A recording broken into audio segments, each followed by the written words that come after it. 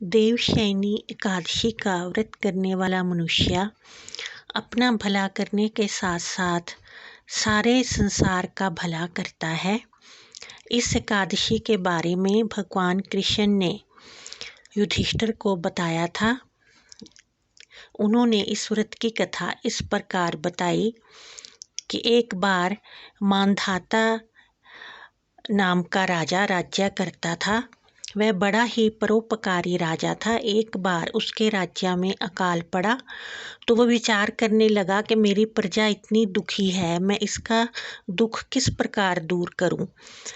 वह अपने सैनिकों को साथ लेकर जंगल की ओर चल पड़ा कि वहां मैं किसी ऋषि मुनि से अपनी प्रजा का दुख दूर करने का उपाय पूछता हूँ।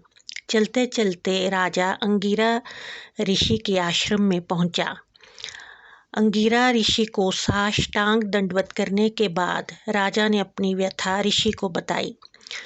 ऋषि ने कहा कि तुम्हारे राज्य में एक शूद्र बहुत ही पूजा पाठ करता है, तुम उसका वध कर दो तो अकाल समाप्त हो जाएगा। राजा ने कहा कि मैं ऐसा कभी नहीं करूँगा। प्रभु के भक्त को मैं अनजाने में भी नुकसान नहीं पहुँचाऊँगा। तो ऋषि ने कहा कि मैं तुम्हारी परीक्षा ले रहा था, ऐसा कुछ भी नहीं तुम्हें करना है।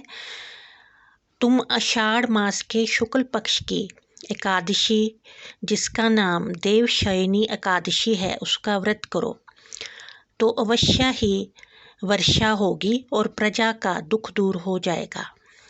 राजा ने अंगिरा ऋषि के कहने के अनुसार देवशयनी एकादशी का व्रत किया तो भगवान नारायण बहुत ही प्रसन्न हुए। उन्होंने इंद्र को आदेश दिया तो इंद्र ने बहुत ही ज़्यादा वर्षा की, जिससे कि प्रजा के सारे दुख दूर हो गए। इस तरह से जो मनुष्य भी देवशयनी एकादशी का व्रत करता है उसका अपना भला तो होता ही है, साथ वो सारे संसार के भी दुख दूर कर सकता है। बोलो कृष्ण जी महाराज की जय।